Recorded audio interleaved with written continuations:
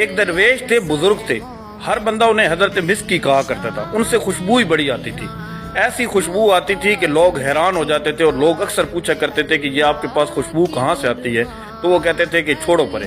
ایک دن کچھ لوگ زیادہ اکٹھے ہو گئے تو انہوں نے کہا، ضد کی کہ آج آپ ہمیں بتائیں یہ خوشبو کہاں سے آتی ہے، اتنی آپ خوشبو کہاں سے لگاتے ہیں؟ تو انہوں نے کہا کہ میں جوانی میں بڑا خوبصورت ہوتا تھا، تو میری کپڑے کی دکان تھی، تو ایک امیر عورت میرے پاس آتی ہے تو اس کا دل مجھ پر آ جاتا ہے، وہ مجھے اپنے گھر بلاتی ہے، امیر ہوتی ہے، مجھے گھر بلا لیتی ہے، تو جیسے میں اس کے گھر جاتا ہوں تو اس کی نیت میرے پر خراب ہو جاتی ہے، تو وہ زور دیتی ہے۔ میں نے کہا کہ میں ایسا بندہ نہیں ہوں، تو اس نے کہا کہ اگر تم ایسا نہیں کرو گی تو میں چلاؤں گی اور تمہاری عزت کو برباد کر دوں گی۔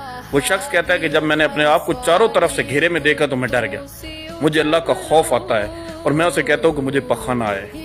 وہ کہتی ہے ٹھیک ہے، وہاں واش روم میں کر لو۔ جیسے میں اندر جاتا ہوں تو میں اپنے جسم پر پورا پخانہ مال لیتا ہوں۔ میں باہر آتا ہوں تو وہ عورت مجھے کہتی ہے کہ تم تو بہت ہی گندے اور پاگل ہو۔ میں چلتا ہوں، اسے کہتی ہے کہ اسے باہر نکالو۔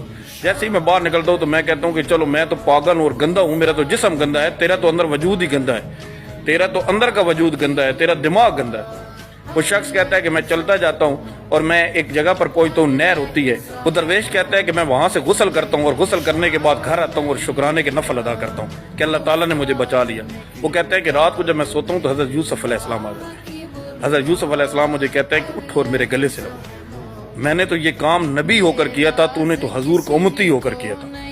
تو اس کے بعد حضرت یوسف علیہ السلام نے اپنے ہاتھ پورے میرے جسم پر پھیرے، اور وہ کہتا ہے کہ جب میں صبح اٹھوں تو میرے جسم سے خوشبو ہی خوشبو تھی، میں نے کبھی کوئی عطر نہیں لگایا، کوئی پرفیوم نہیں لگایا، کوئی خوشبو نہیں لگائی، یہ وہی خوشبو ہے۔ جب آپ اللہ کی رضا کے لیے پیچھے ہٹتے ہیں نا، حضرت سلطان بہو رحمۃ اللہ علیہ فرماتے ہیں کہ دل کالے نالو چنگا ہے، منہ کالا ہوئے جے کوئی سمجھے۔